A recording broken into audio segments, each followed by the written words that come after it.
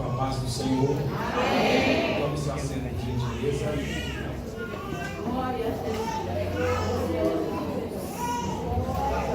Louvado seja Deus que nos dá a vitória por nosso Senhor e Salvador Jesus Cristo. Eu louvo a Deus pela vida do pastor Elinaldo, que nos formulou o convite para participar dessa data festiva junto com o conjunto departamento das irmãs. Glória a Deus, que aqui estão comemorando mais uma data desde sua fundação, desde o seu surgimento, e nós estamos diante do 20º aniversário. Olha aqui para mim, irmão. Nós estamos diante do 20º aniversário. Glória a Deus. São 20 anos que as servas do Senhor estão aqui, não é apenas cantando aos domingos, orando.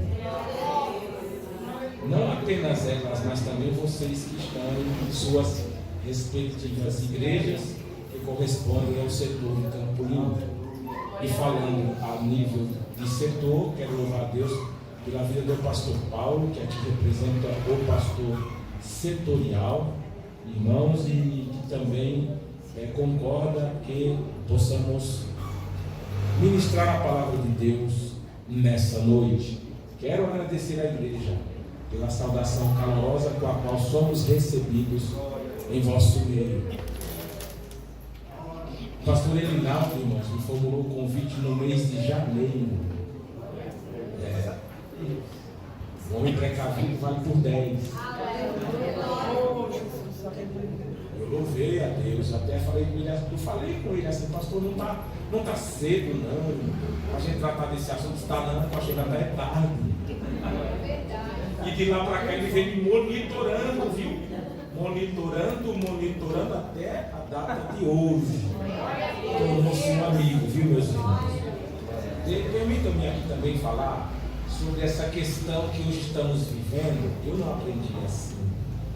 Antes de qualquer coisa, irmãos, eu sou crente, salvo na pessoa bendita de nosso Senhor Jesus Cristo.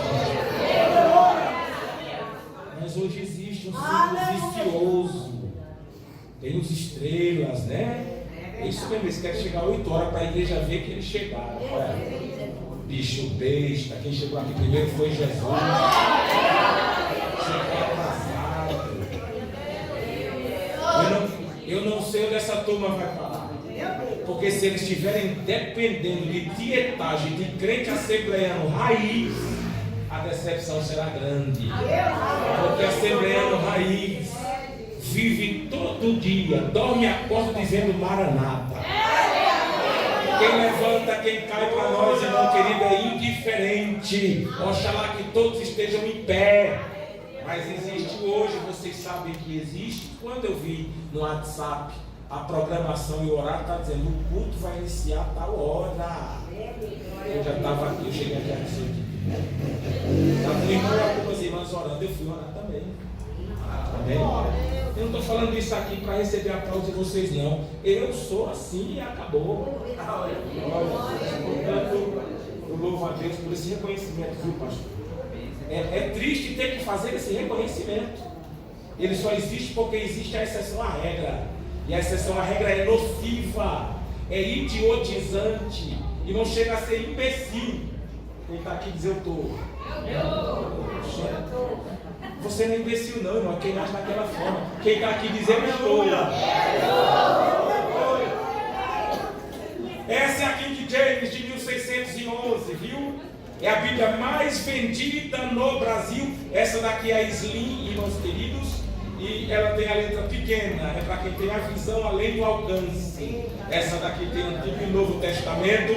Permita-me falar o resumo do fator histórico. É rapidinho que eu vou falar. No ano de 1604, o rei James I, rei da Inglaterra e da Escócia, se converteu à fé protestante. Ele era católico. E aí, quando ele se converteu, irmãos, ele reuniu 54 eruditos, linguistas e teólogos para trabalhar em uma tradução que mais se aproximasse dos originais. Durante 7 anos ele reuniu dos 54, 47 eruditos e teólogos para traduzir do hebraico o Antigo Testamento para o inglês, do grego o Novo Testamento para o inglês. E durante 7 anos trabalharam em 3 cidades diferentes, 6 grupos ficaram divididos. Daí no ano de 1604 a 1611, 7 anos, surge a primeira Bíblia traduzida direto dos originais. Se você vir, irmãos queridos, nas demais versões que temos por aí, Jó 1:7, lá tem um resumo de um copista. Qual é o resumo? O resumo diz assim: e disse o Senhor a Satanás, quando tu vem, ele disse, de andar pela terra e passear por ela. Resumo de um copista. Não confunda o termo copista com golpista. Golpista é o povo do PT. Copista é, irmãos queridos, um erudito, um escriba, que trabalha, irmãos queridos, na tradução da palavra.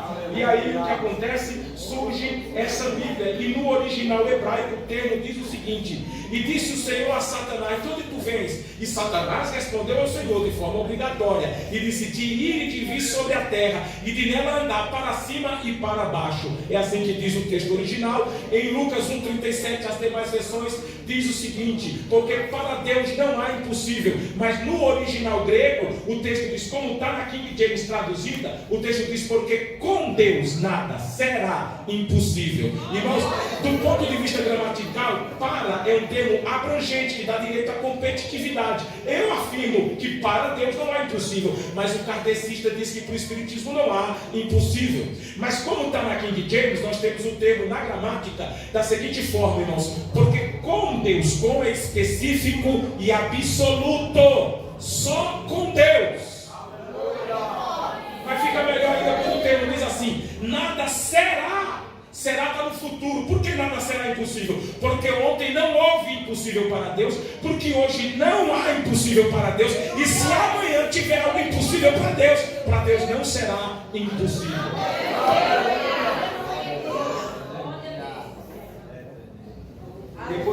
Depois da mensagem eu apresento esse gibi.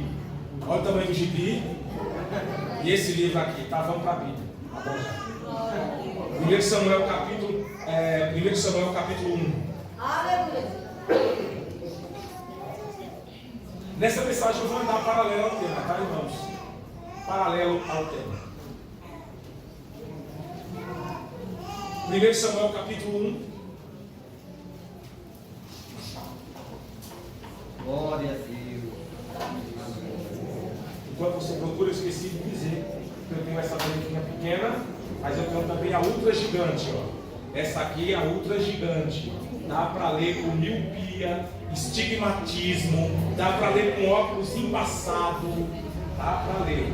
O bom é que eu tenho a Bíblia, o ruim é que eu só tenho 4 exemplares, 2 da grande e 2 da slim. Amém, meu irmão? E hoje eu não levo nenhuma para casa, com certeza. Tenho fé. Diz amém, igreja? Amém. 1 Samuel capítulo 1, quem encontrou, diga glória a Deus. Glória a Deus. Ora, havia um certo homem de Ramataim, Sofim, do monte Efraim. O seu nome era Eucana, filho de Jeroão, filho de Eliú, filho de Tou, filho de Zuf, Efrateu. Ele tinha 2 esposas, o nome de um era Ano, da outra Penina. Penina tinha filhos, mas Ana não os tinha. E esse homem subia de sua cidade anualmente para adorar e sacrificar. Adorar e sacrificar ao Senhor dos exércitos em Siló. Os 2 filhos de Eli, Ofni e Finéias, os sacerdotes do Senhor, estavam lá. E quando o tempo de Eucana ofertar chegava, ele dava a Penina, sua esposa, e a todos os seus filhos, todos os filhos e filhas dela, porções. Mas para Ana ele dava porção digna, pois ele a amava. Mas o Senhor havia fechado o seu ventre. E sua adversária também a provocava severamente para afligi-la, porque o Senhor havia fechado o seu ventre. E como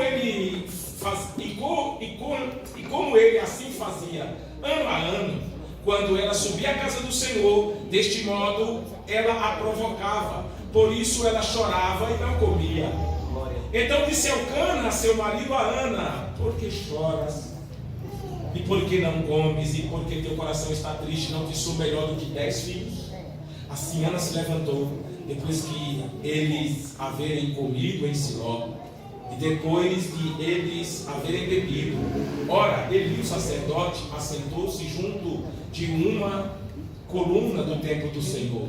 E ela estava em amargura de alma e orava ao Senhor e chorava sobremaneira, ou sobejamente. E ela fez um voto e disse: ó Senhor dos exércitos, se tu verdadeiramente atentares para a aflição de tua serva, de mim te lembrares, e não te esqueceres da tua serva, mas desejares conceder à tua serva um menino, então eu o darei ao Senhor todos os dias de sua vida, e nenhuma navalha virá sobre a sua cabeça. E sucedeu que enquanto ela continuava a orar diante do Senhor, ele observava a sua boca. Ora, Ana falava no seu coração, somente seus lábios se moviam, mas a sua voz não se ouvia. Por isso Eli pensou que estivesse ébria, embriagada. E ele disse a ela: por quanto tempo ficará ébria? Afasta de ti o teu vinho. Ana respondeu e disse: não, meu senhor, eu sou uma mulher de espírito pesaroso. Eu não bebi vinho, nem bebida forte, mas tenho derramado a minha alma diante do Senhor. Não consideres a tua serva como filha de Belial, pois na profusão de minha queixa e angústia tenho falado até agora. Então ele respondeu e disse: vai em paz, e o Deus de Israel te conceda a tua petição que lhe fizeste. Perdoe a leitura extensiva, mas ela foi de propósito para ajudar aqueles irmãos que não tiveram tempo de ler a Bíblia hoje em casa. Amém? Porque às vezes falta tempo, né? O Antônio Gilberto, um de nossos mestres, saudosa memória, ele disse o seguinte: considere perdido o dia que você não leu a Bíblia Sagrada. A Bíblia não enfeite, é para estudar. Vamos às máximas. Permitam-me, meus amados irmãos, mostrar-lhes aqui como introdução primeiro. Eu tive um professor chamado Valdir Nunes Bícego, que já dorme no Senhor. E o pastor Valdir Nunes Bícego, nunca começava uma mensagem sem ter pelo menos um tempinho de ensinamento. Tenham paciência comigo, você não vai sair daqui da forma como entrou. Deus tem uma palavra para o seu coração. Preste atenção que você não perde nada, porque o capítulo 1, versículo 1 e 2, tem, amados queridos irmãos, alguns pontos que precisamos aqui compreender para nos acentuarmos melhor no texto. E o primeiro é geográfico, histórico e biográfico. Vamos então para a história.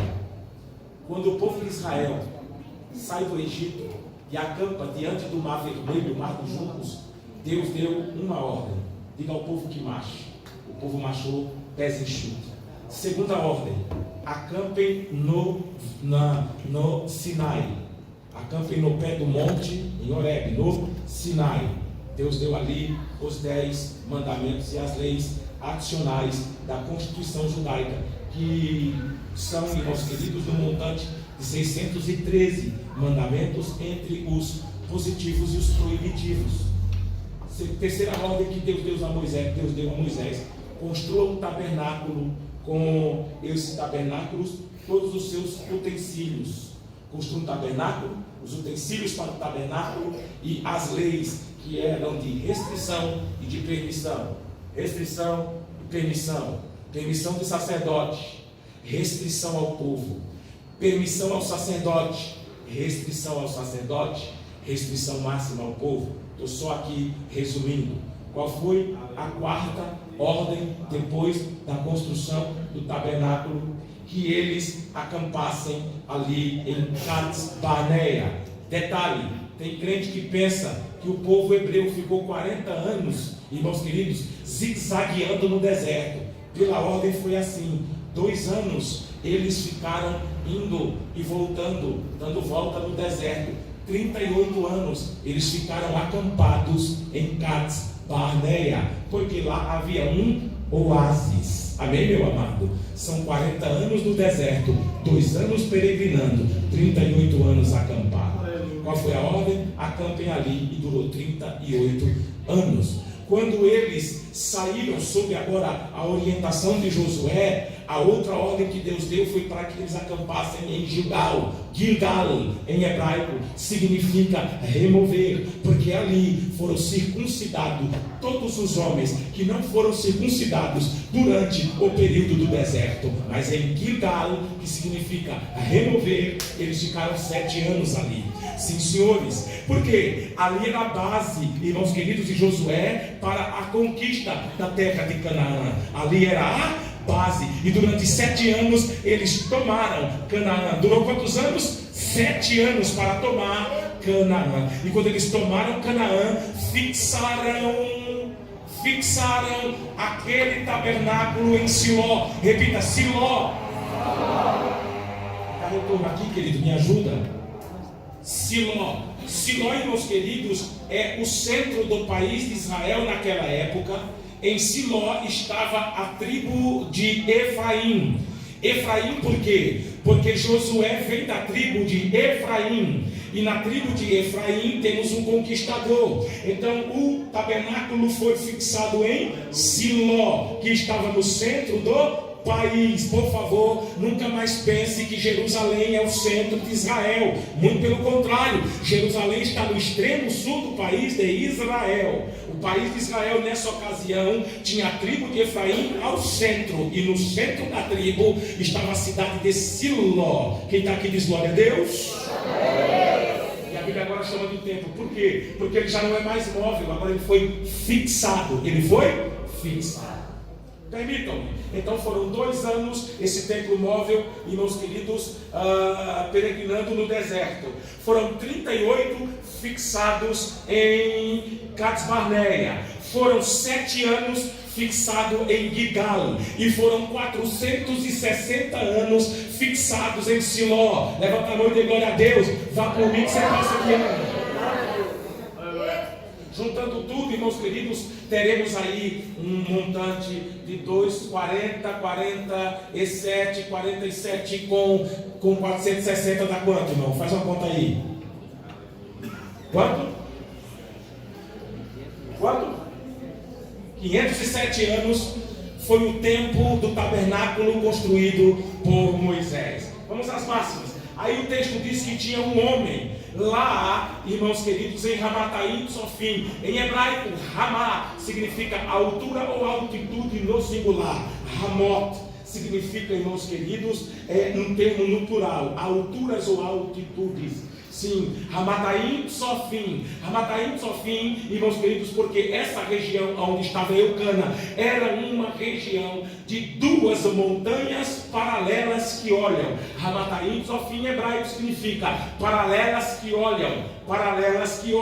Em que lugar? Ramá, justamente, irmãos queridos, na região geográfica de Efraim, no centro do país. O nome dele era Eucana. Aí o versículo 1, talvez você não prestou atenção, o versículo 1 diz que ele era Efrateu. Ele era o quê? Efrateu, da região de Judá, porque casou-se com Ana, está morando naquela região. Ele é Efrateu. Não pense que ele é Efrateu do ponto de vista tribal, do ponto de vista genético. Ele é Efrateu do ponto de vista regional, pois do ponto de vista legal ele era descendente de sacerdote. Ele era da tribo de Levi. Olha para mim, por que ele era da tribo de Levi? Porque seu filho no futuro se tornou juiz, profeta e sacerdote.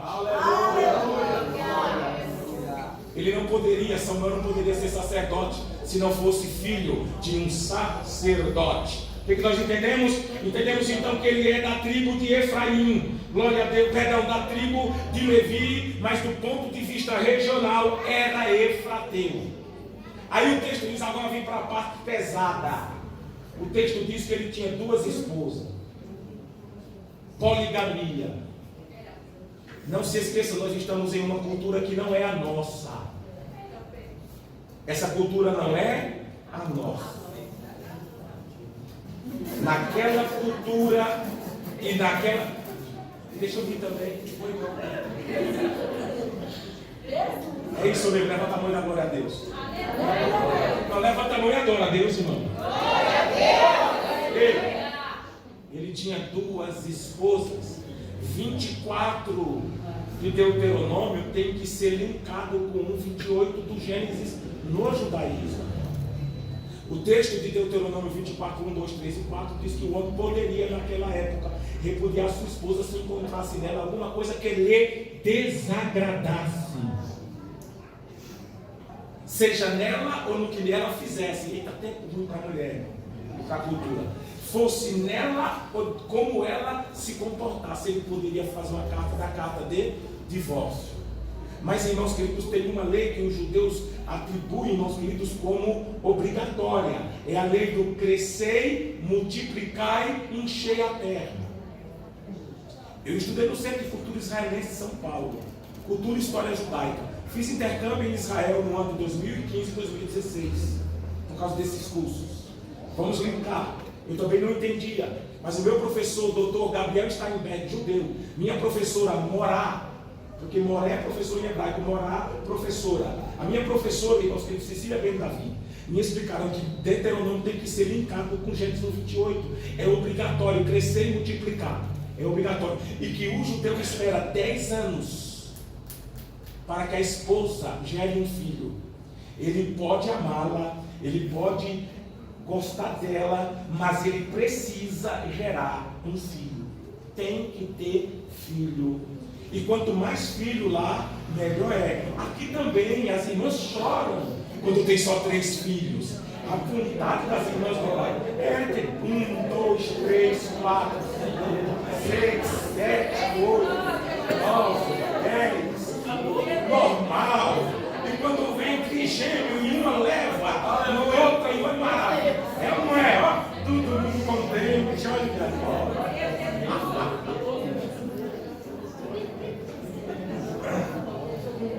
Vejam bem, eles esperam 10 anos, porque esterilidade não é um fator que acomete apenas a mulher. Esterilidade pode ser um fator no homem. Olha para mim, irmão, pensa comigo. Eu disse que você não vai sair daqui sem uma palavra de Deus. Só pensa comigo um pouco. Nós temos um problema, porque na nossa cultura não é assim. Mas vamos falar de ciência agora. A esterilidade nem sempre é na mulher, a esterilidade às vezes é no homem. E naquela época, como descobrir quem era o estéril? Em 10 anos não nasceu uma criança.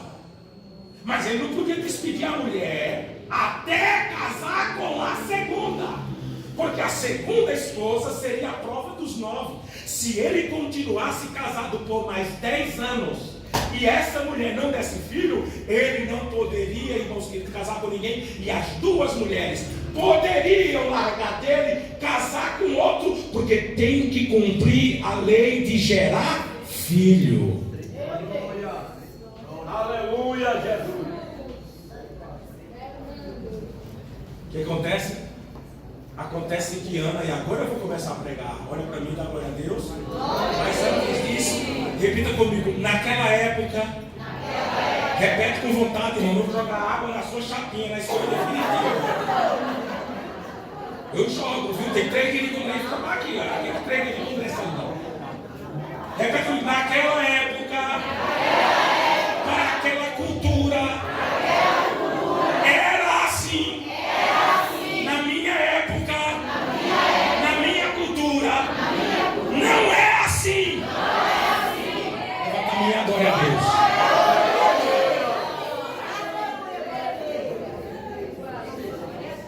Agora vocês vão entender onde eu queria chegar com essa introdução relativamente extensa. Olhemos para Ana e a situação de Ana não está nada boa. Porque ela é estéril, e aqui eu quero apresentar pelo menos 6 gigantes que ela teve que enfrentar para mudar aquele quadro. E o bom é que se ela conseguiu, eu também consigo. Se ela conseguiu, você também consegue. Se Deus ouviu a ela, Ele pode ouvir a nós também.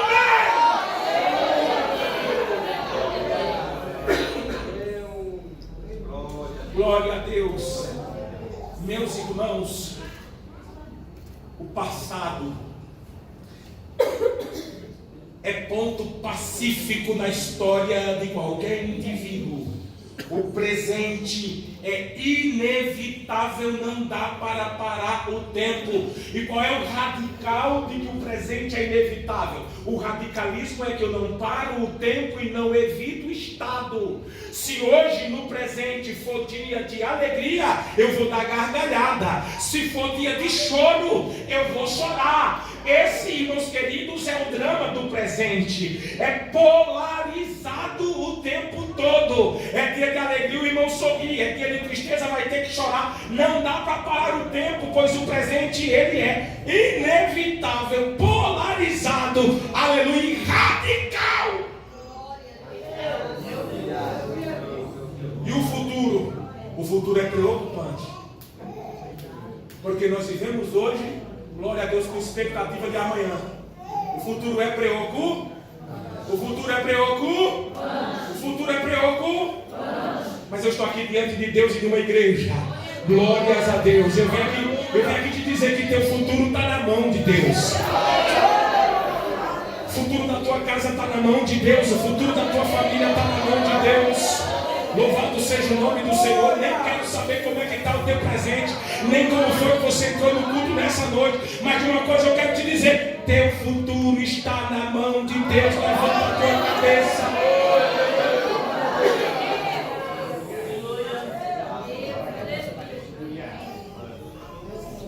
Gigante número 1, a Constituição não favorecia a Ana. Ela é estéril, mas nós temos uma brecha na lei. Levítico e Deuteronômio diz o seguinte: se a mulher for estéril, se tiver alguma coisa que o homem não se agrada nela, ele pode mandar ela embora. Mas se quiser ficar com ela, ele também pode. Só que observem que a brecha que a lei dá não tem segurança de 100%, tem? Não tem, pois o fato fala por si só, é estéril. Sendo estéril, a mulher, ela era, irmãos queridos, naquela época, eu queria usar um termo que não fosse rechaçada. Tem um outro termo mais leve, é um outro termo pejorizada. Era uma mulher pejorizada pela sociedade, e o termo mais leve que usavam para ela é que ela era uma mulher seca. O mais pesado era maldita. Porque uma pessoa que casa e não gera filhos, Deus está contra essa mulher. E ele casou com Penina. A Bíblia diz que Penina engravidou. Vamos ver aqui a primeiro gigante: Constituição. Tem uma brecha na lei.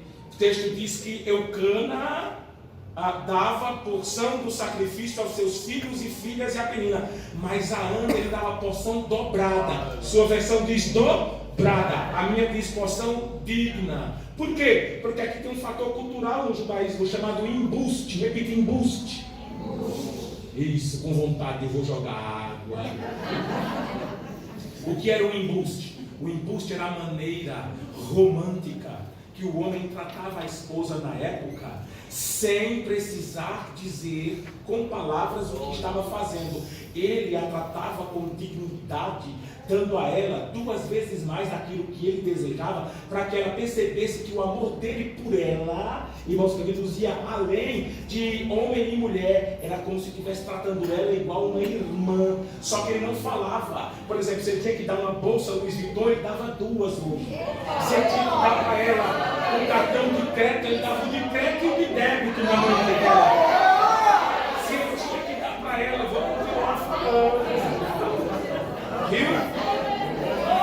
Glória a Deus, era a prática do embuste. Nós estamos gostando, eu vou jogar água para pagar esse. Louvado seja Deus. Porque o texto diz que ele dava porção dupla. Se nós não entender cultura judaica, a gente não entende.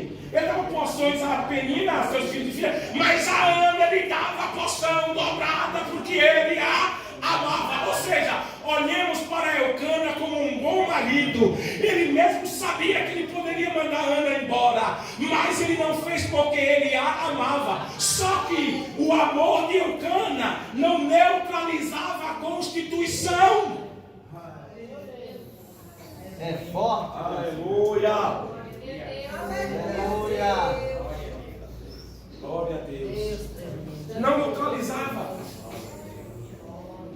Então nós temos aqui um segundo gigante. O primeiro gigante é a Constituição. Mistério